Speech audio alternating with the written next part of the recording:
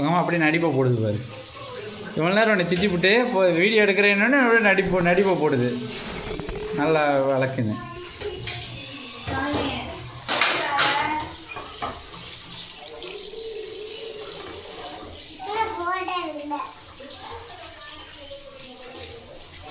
தெரிஞ்சு அப்படியே போட்டோ எடுக்கிற என்ன போட்டோ எடுக்கிற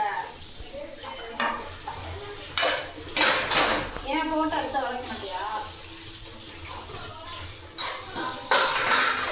உண்டா போது கூட எவ்வளோ நேரம் தான் வளர்க்குவேன்? அப்படியே வளர்க்கலாம்.